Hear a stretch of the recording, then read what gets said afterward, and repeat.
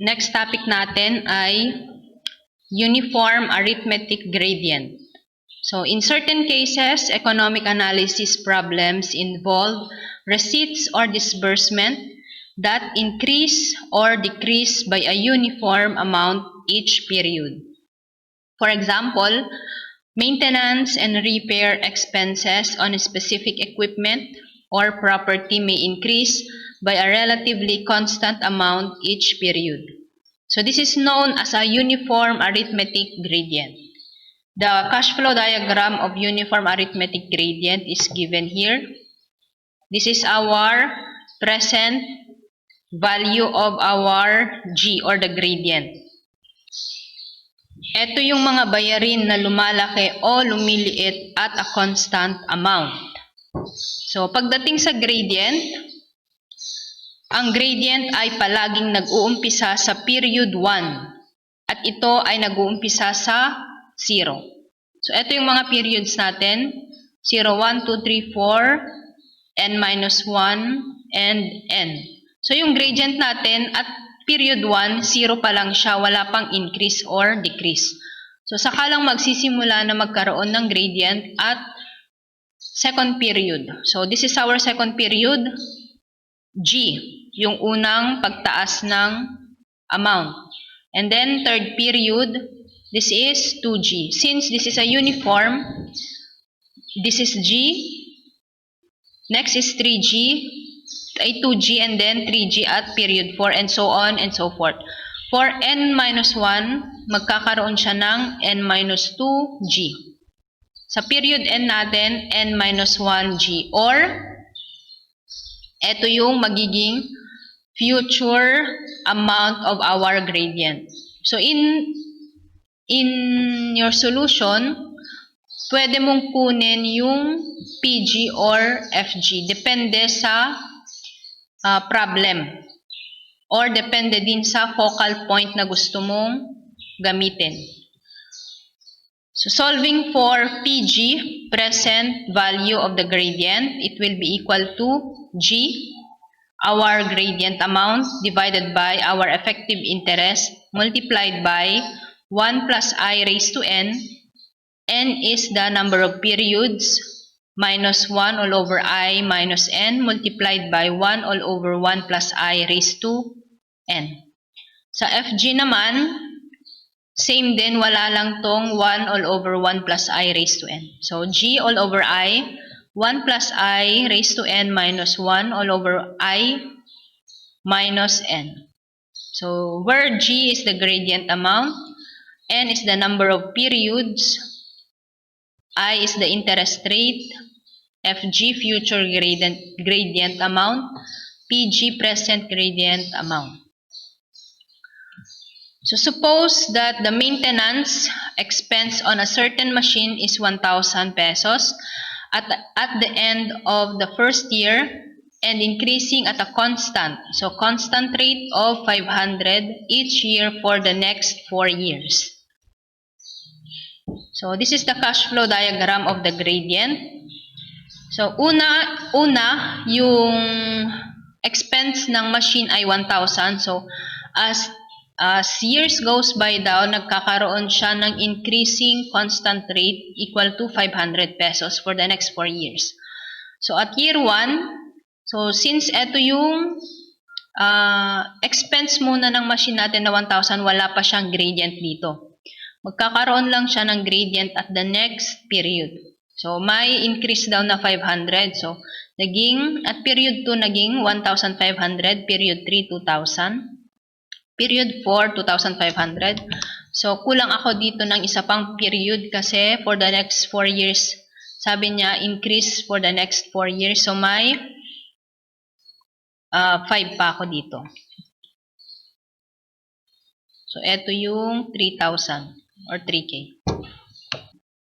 Suppose we are going to solve the present value of this cash flow diagram, yung P. Ito yung P. So, this cash flow may be resolved into two components. So, hindi mo basta-basta masosolve to na ganito lang yung cash flow diagram mo. So, dito, ito yung original na cash flow diagram. And then, makikita nyo dito na nagkaroon siya ng equal payments. So, at period 2, 3, and 4, may mga equal payments tayo dito na 1,000 pesos. So, ito yung 1,000. Another 1K dito. 1K. And 1K. So, 1K nagtaas ng 500, naging 1,500. 1K nagtaas ng twice ng gradient, kaya naging 2K, and so on and so forth. So, etong part na to, i-equate natin sa ating equation. So, magiging annuities kasi equal payments siya. Kung i-recall natin yung mga annuities natin, this is ordinary annuity.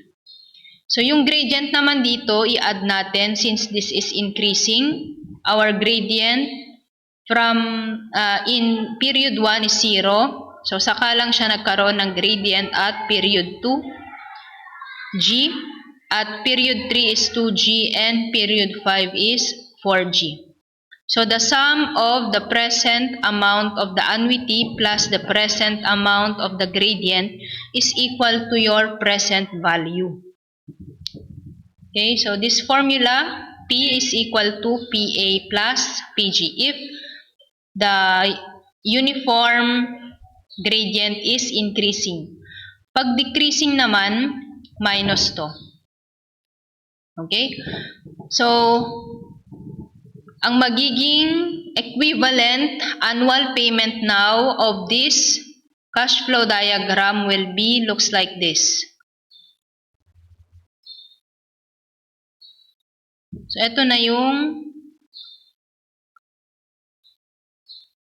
effective annual payment.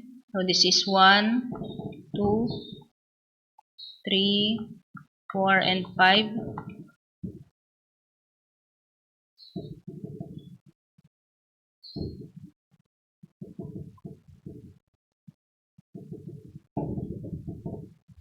So, it will be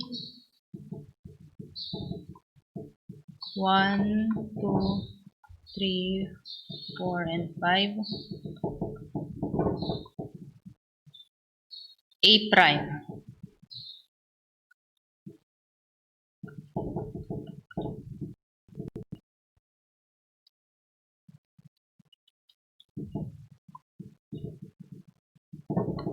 This is PA prime. Where your A prime is the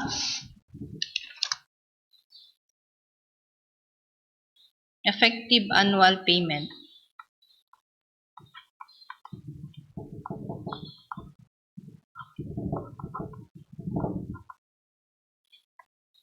Or simply effective or simply annual payment.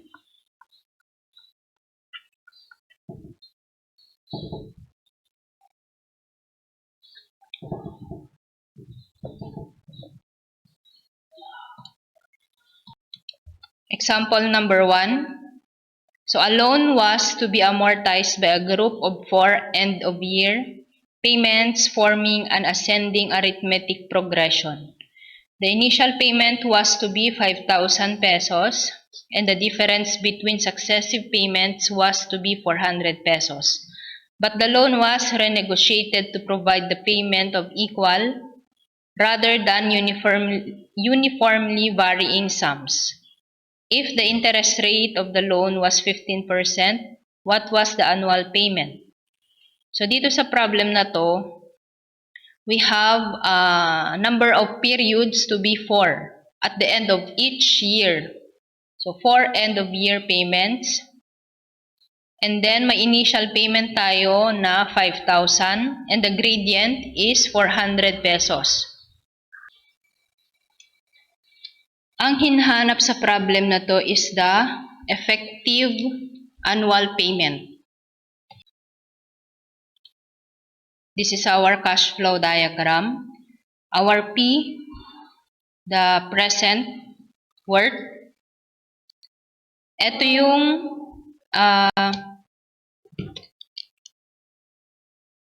initial payment natin na 5,000. So, nandito yung 5,000 ng period 2, period 3, and period 4. Etong annuity na to, i-equate natin dito sa ating equation. So, eto na yung 5,000 in period 1, period 2, period 3, and period 4. Plus the gradient. So, for period 1, wala siyang itinaas, so 0. Period 2, 400. Period 3, 800. Period 4 is 1,200. Ang question, ano yung effective annual payment dito sa present worth?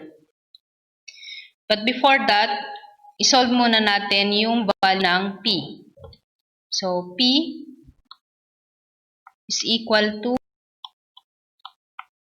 PA plus PG. This cash flow diagram is an ordinary annuity. So, PA is equal to annuity multiplied by, ibalik natin lahat ng annuity sa 0. So, that is 1 minus 1 plus I raised to negative n all over I.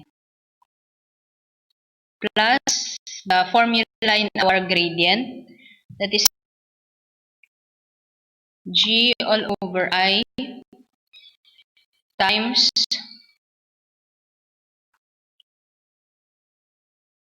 1 plus I raised to n minus 1 over I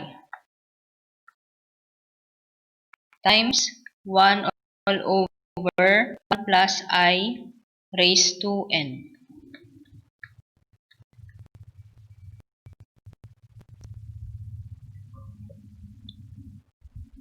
So our annuity here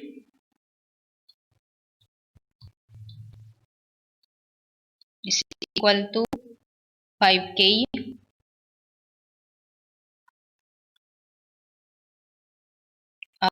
Our gradient is 400.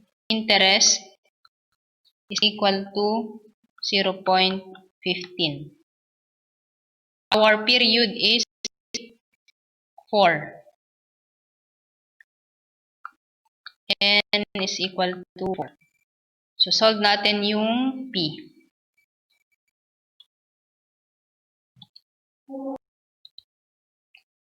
Hindi pala na-record kanina.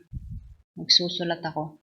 So, A is 5,000 multiplied by 1 minus 1 plus I is 1.15 raised to negative 4 all over 0.15 plus gradient 400 divided by 0.15 times 1.15 raised to 4 minus 1 all over 0.15. 1 all over 1.15 raised to 4. So solving for P is equal to 15,789.466 pesos. So the value of the effective annual payment now will be, since this is our P and 8 is our new annual payment or annuity, so this is an ordinary annuity again. Getting the value of A, P is equal to A prime times 1 minus 1 plus I raised to negative n all over I. So A prime is equal to 15,789.466 divided by 1 minus 1.15 raised to negative 4 all over 0.15. So resulting to A prime is equal to 5,530.466 503 pesos. So this is now the new annual payment of the loan. Example number 2. Find the equivalent annual payment of the following obligations at 20% interest. Year 1, end of year, ito yung payment. So, end of year 1, 8,000. End of year 2, 7,000. End of year 3, 6,000. End of year 4 is 5,000. So, makikita natin dito na decreasing yung gradient. From 8,000 to 7,000 to 6,000 to 5,000. So, our annuity here is the value at end of year 1, which is 8,000 pesos. The gradient is 1,000 and the interest, effective interest is 0.2. The number of period is 4 years. So this is the cash flow diagram. This is the value of your P, present worth, and 8,000, 7, 6, and 5. It is equal to the PA, which is our annuity, 8,000 up to year 1 to year 4, minus the value of your PG. So, pababa naman yung cash flow diagram nito. At 0, wala pa. So, at year 2, bumaba ng 1K with respect to 8K. Year 3, 2K, and then year 4 is 3K. So, solve natin muna yung value ng P before natin ma-solve yung effective annual payment. So, PA, again, it is the ordinary annuity, which is equal to A multiplied by 1 minus 1 plus I raised to negative N all over I minus G over I times 1 plus I raised to N minus 1 all over I minus N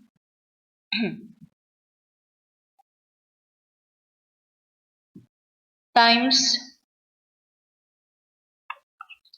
1 all over 1 plus I raised to N. So, substitute natin yung mga given. Our annuity is equal to 8,000 times 1 minus 1 plus I is 1.2 raised to negative 4 all over 0.2 minus G is 1,000 all over I 0.2 times 1.2 raised to 4 minus 1 all over 0.2 minus N is 4 times 1 plus 1 all over 0.2 or 1.2 pala kasi 1 plus I raised to 4. So, that is equal to 17,411.265 pesos.